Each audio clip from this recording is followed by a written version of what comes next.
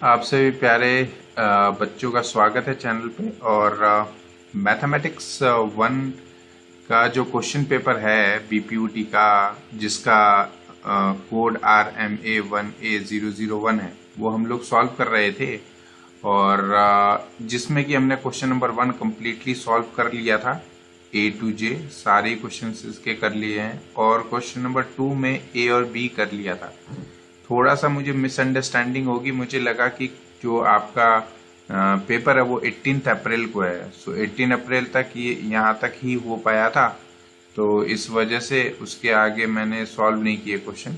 लेकिन अभी just recently पता लगा कि पेपर जो है वो 24 को है, सो इस वजह से अब जल्दी जल्दी ये क्वेश्चन पेपर जो है वो सॉल्व करने की हम लोग कोशिश करते हैं। ठीक है, सो आज 2C से स्टार्ट करते हैं।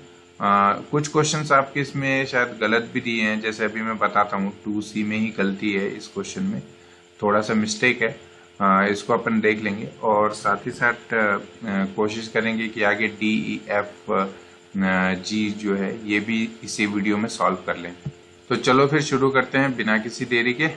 हाँ, और कई लोगों का मेल भी आया है मेरे पास कि 2021 का पेपर भेजा गया है मेल पे, और कहा गया है कि सर ये वाला क्वेश्चन पेपर भी आप सॉल्व कर दीजिए। और ये चीज़ एक्चुअली कमेंट सेक्शन में भी मैं काफ़ी दिनों से देखता आ रहा था। तो 2021 का जो क्वेश्चन पेपर है वो मिल गया है, वो भी हम लोग सॉल्व कर देंगे कुछ आने वाले वीडियोस में। ओके, तो चलो पहले इसको शुरू कर लेते हैं। ए बी तो इसमें ऑलरेडी हो चुका था, सी से शुरुआत करते हैं। हाँ जी, तो सी है हमारे पास। हम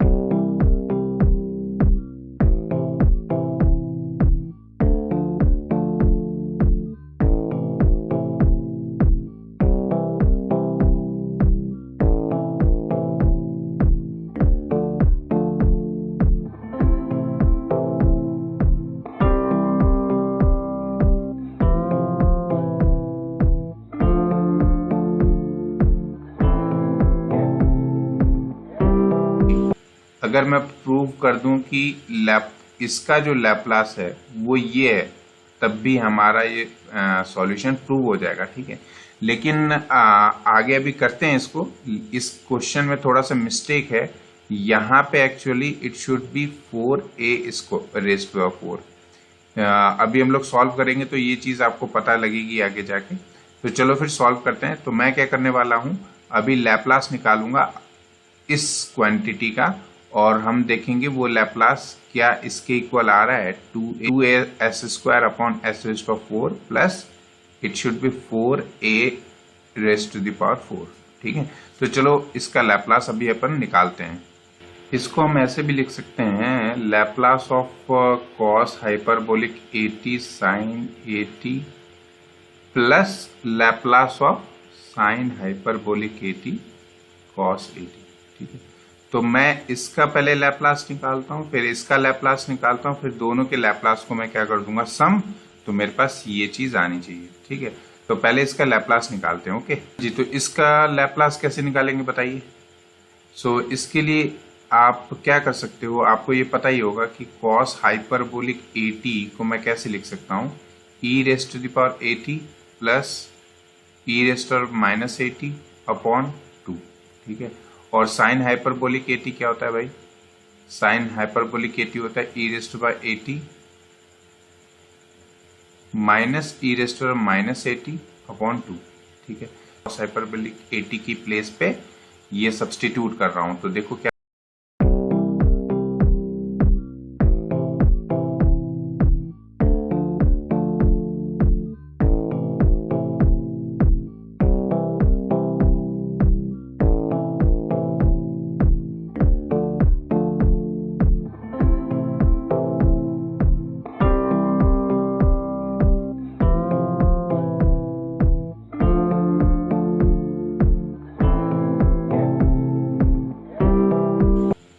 Now we will apply the shifting property. Okay, shifting property apply करेंगे तो बताओ क्या आएगा, it should be the Laplace of sign 80 निकालेंगे, फिर उस जहां जहां s है उस s की प्लेस पे क्या सब्सटीट्यूट कर देंगे, s माइनस a। ठीक है, तो क्या आ जाएगा बताओ, what is the Laplace of sign 80? Laplace of sign 80 is nothing but a upon sine S square plus A square, ये होता है ना। तो मैं ये अप्लाई करने जा रहा हूँ, और Laplace of E raise to the power A T F of T क्या होता है, ये होता है F of S minus A, है ना। तो ये दो चीजें मैं अप्लाई करने जा रहा हूँ। तो एफ ऑफ टी का जो लैप्लास होगा एफ एस, उसमें एस की प्लेस पे एस माइनस से सब्सटीट्यूट कर देते हैं। तो यहाँ पर साइन ए टी का जो लैप्लास है वो अपने पास है ए upon S square plus A square. So A upon S square plus A square. अब इस लैप्लास पे एस की प्लेस पे क्या सब्सटीट्यूट करना है मुझे, S tends to S minus A, ठीक है। सिमिलरली यहाँ पर भी यही होगा, यहाँ पे हो जाएगा आपके पास ए अपॉन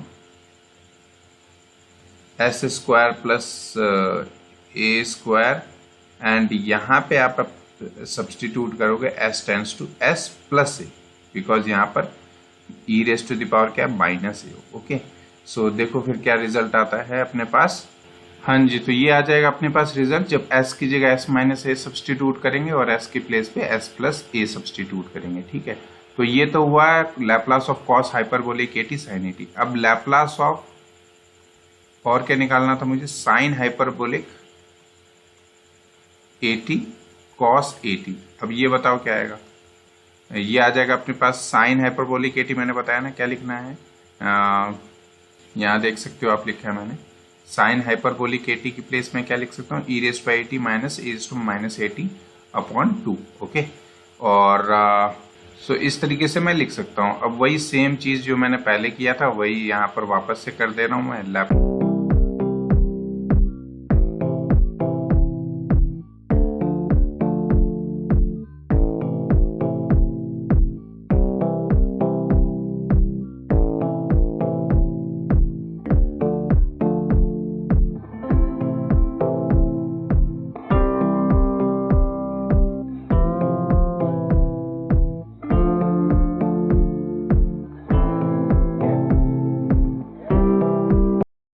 अपने पास Laplace of cos hyperbolic eighty sine A T, ठीक है, इसका निकल गया।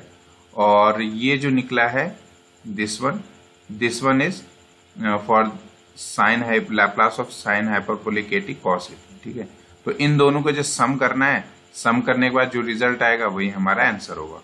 सो ये हमारे लैप्लास आ गए थे, अब दोनों को ऐड कर देंगे। जैसे ही अपन इन दोनों को ऐड करेंगे तो देखो हमारे पास क्या आता है। So Laplace of cos eighty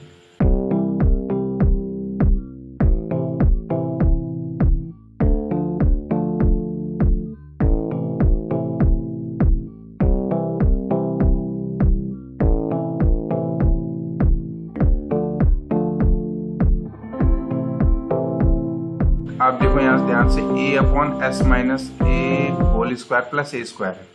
यहाँ पे आपके पास प्लस है और यहाँ पे है, जब ऐड करोगे अपने के पास मिलेगा minus A times of S minus A whole square plus A square. So this is going to be cancel out with this A. Okay, और साथ ही साथ ये वाला भी कैंसिल हो जाएगा, a upon S plus A whole square plus A square. ये आप देखोगे this minus will be multiply with this, so it will be minus A times A upon S plus A whole square plus A square. So this is also going to cancel with this. अगर इन दोनों को सम करूंगा मैं तो ये दोनों तो कैंसिल होने वाले हैं। तो रिजल्ट अपने पास केवल मिलेगा हाफ ऑफ, क्या मिलेगा बताओ, half of S upon S भी। देखो आप एस भी वैसे ही आएगा, S upon S square plus A square, then minus S upon S plus A whole square by plus A square. यहाँ से इफ यू विश एस भी आप बाहर ले सकते हो। If you take S common तो यहाँ पर बच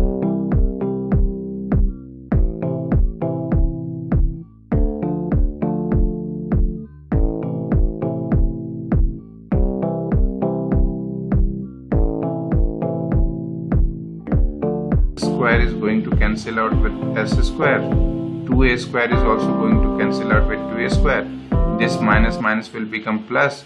So ये बन जाएगा 4as, ठीक है।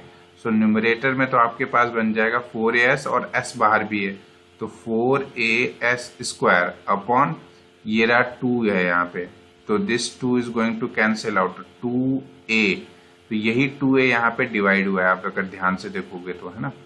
2a will be multiply with this, ठीक है। तो 2a एस स्क्वायर भी आ चुका है अपना। अब हमारा जो टर्म आना चाहिए एज पर द क्वेश्चन, वो आना चाहिए डिनोमिनेटर में s⁴ प्लस a⁴, लेकिन जब आप इसको सिंप्लीफाई करोगे, आप करके देख लेना क्योंकि टाइम एक ही क्वेश्चन में बहुत ज्यादा लग रहा है, तो ये आएगा s⁴ प्लस 4a⁴, ये आएगा, ठीक है। तो इसीलिए मैं कह रहा था यहाँ पे क्वेश्चन में थोड़ा सा मिस्टेक लग रही है मुझे, I don't know how much I am correct, but यहाँ पे 4a⁴ आना चाहिए, ठीक है।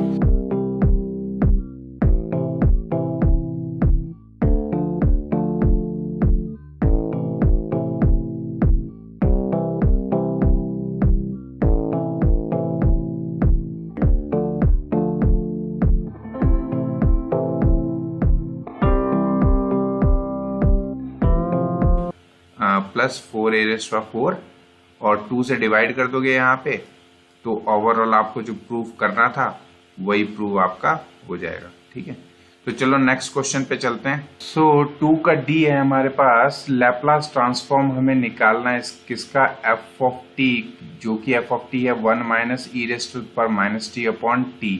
अब यहाँ पर 1/t से ये आपका बन जाएगा ft, you can say f1t, ठीक है। f1t जो है वो डिवाइड बाई t है, तो Laplace of f of t अगर fs है, अगर Laplace of f of t fs होता है, तो Laplace of f of t upon t जो होगा that will be integral from s to infinity f of s ds, ठीक है, ये होता है।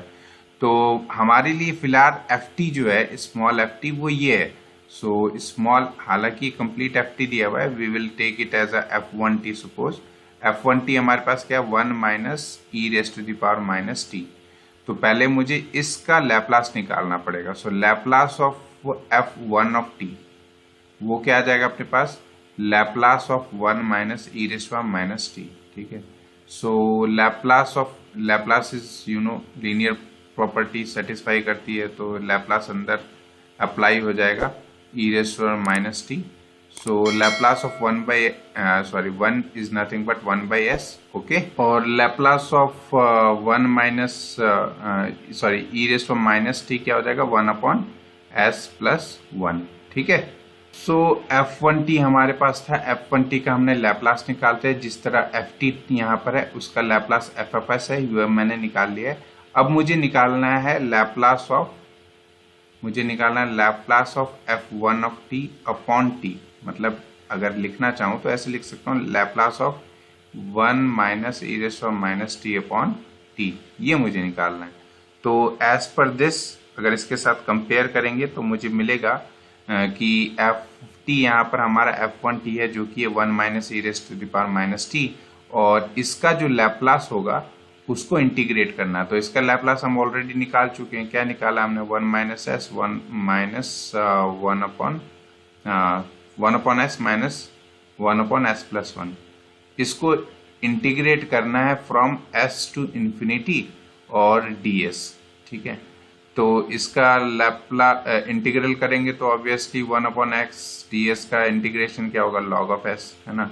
सिमिलरली इसका भी इंटीग्रेशन क्या आ जाएगा, log ऑफ s प्लस 1, ठीक है। और इंटीग्रल लग जाएगी कहाँ से कहाँ तक भाई, s टू इंफिनिटी, ओके।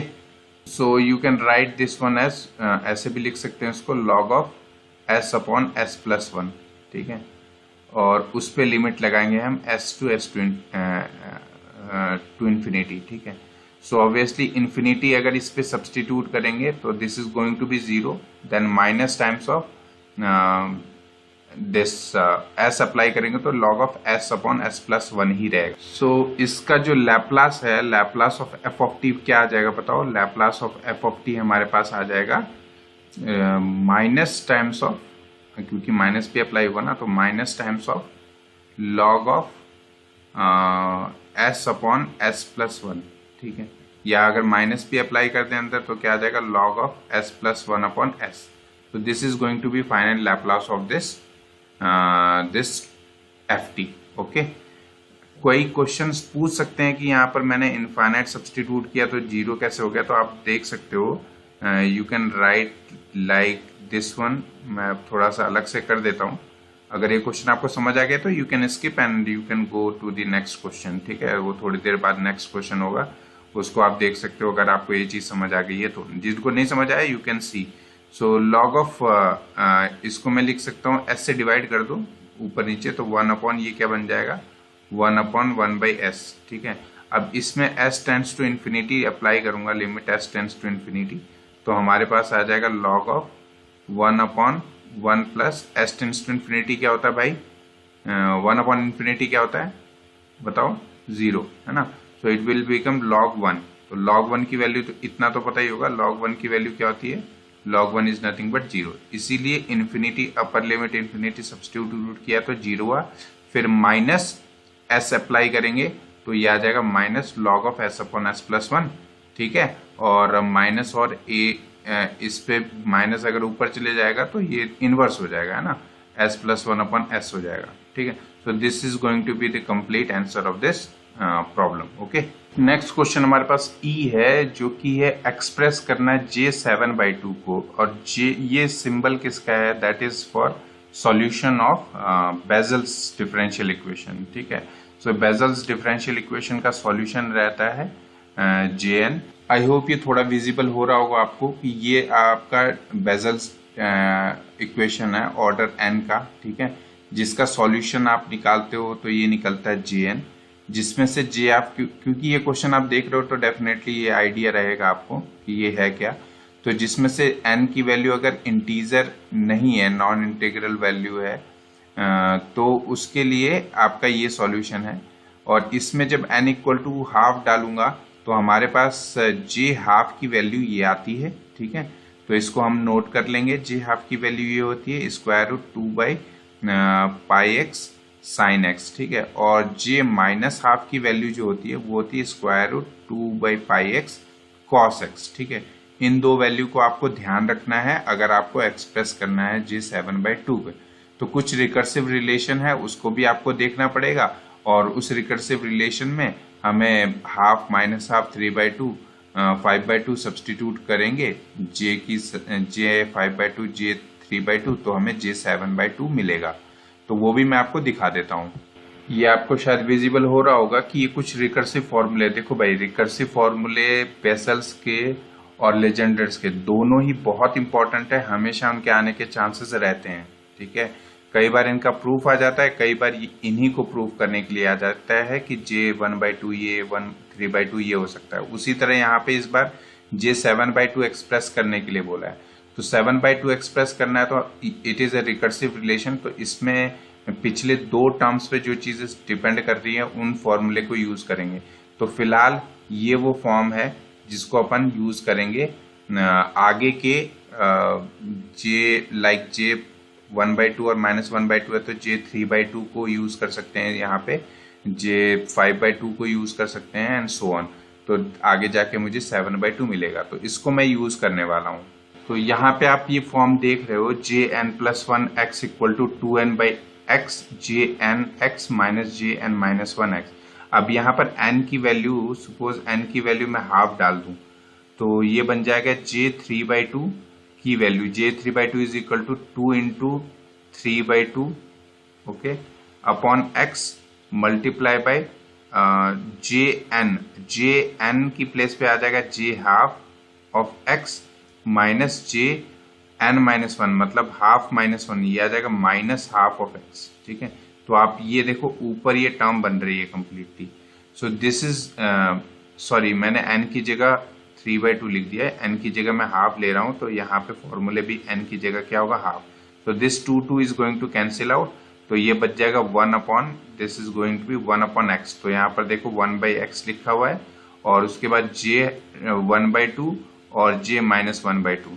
तो J 1/2 की वैल्यू और J -1/2 की वैल्यू ये रही, J 1/2 की वैल्यू यहाँ पे सब्सटीट्यूट कर देंगे, J -1/2 की वैल्यू यहाँ पे सब्सटीट्यूट कर देंगे, तो J 3/2 की वैल्यू हमारे पास आ जाएगी। चलो ठीक है, मतलब इस फॉर्मूले में अगर मैं n की वैल्यू हाफ पुट करूंगा तो मुझे J 3/2 की वैल्यू निकलेगी, लेकिन मेरा अभी काम खत्म नहीं हुआ है, मुझे निकालना है J 7/2। तो J 3/2 की हेल्प से अब मैं J 5/2 निकालूंगा पहले, इसलिए मैं n की वैल्यू यहाँ पे अब डालने वाला हूँ 3/2। सो n की वैल्यू अगर मैं 3/2 यहाँ पे डालूंगा सो ये मेरे पास j 5/2 निकलेगा और n की वैल्यू यहाँ पे 3/2 हो जाएगी, तो 2 मल्टीप्लाई है साथ में, सो 2 इज गोइंग टू कैंसिल, ये बन जाएगा 3/x और ये आ जाएगा अपने पास j 3/2 सॉरी या j 3/2 ऑफ x माइनस, अब आप देखो यहाँ है 3/2 - 1, सो 3/2 - 1 is j half of x, ठीक है। सो j हाफ ऑफ x ये रही, ठीक है, इसको सब्सटीट्यूट करेंगे हम यहाँ पे, ठीक है, और j 3/2 हमने अभी निकाली है, इसको सब्सटीट्यूट करेंगे यहाँ पे, तो आपकी किसकी वैल्यू निकलेगी, j 5/2, ठीक है। तो j 5/2 की वैल्यू भी निकाल के रखी हुई है यहाँ पे, ये देख सकते हो आप, ठीक है। This is square root 2/πx multiply by 3 - x square, यहाँ पर अगर विजिबल नहीं हो रहा तो मैं लिख देता हूँ 3 - x square upon x square sine x minus 3/x cos x, ठीक है। सो ये 5/2 की वैल्यू होगी। अब इसी फॉर्मूले में मैं अगेन अब क्या सब्सटीट्यूट करूंगा n की प्लेस पे 5/2, तो j 7/2 निकल जाएगी जो मुझे लाना है। तो j 7/2 को n की प्लेस पे आप 5/2 सब्सटीट्यूट करेंगे, तो हमारे पास j यहाँ पे 5/2 माइनस j 3/2, तो j 5/2 ये रहा, j 3/2 ये रहा, इन दोनों वैल्यू को मैं उठा के यहाँ पे रख दूंगा, j 5/2 ये रही और j 3/2 इसको उठा के यहाँ रख दूंगा।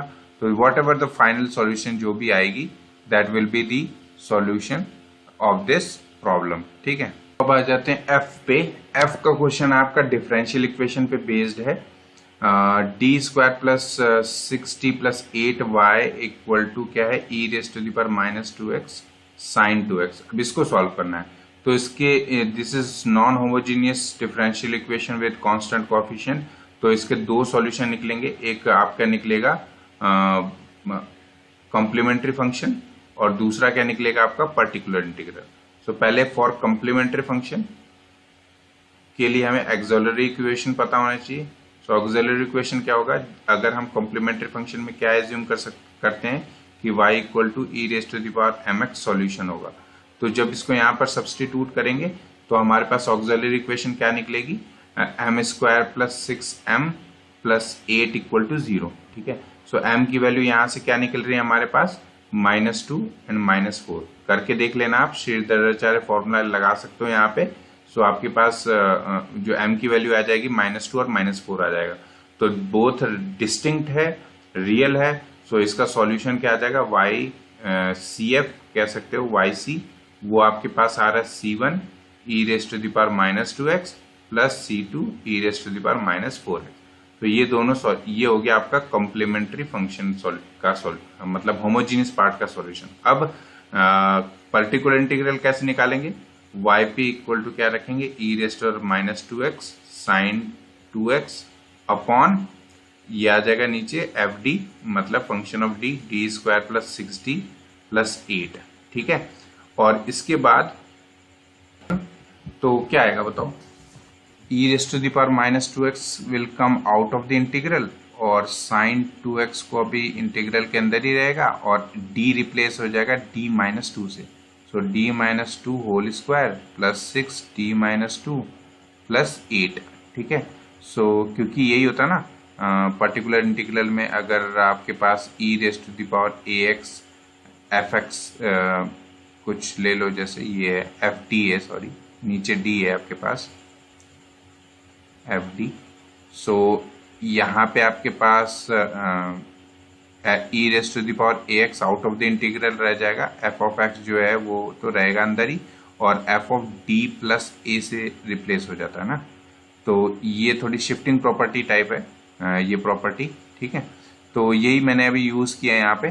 सो क्या आना चाहिए बताइए आप, यहाँ पर आ जाएगा अपने पास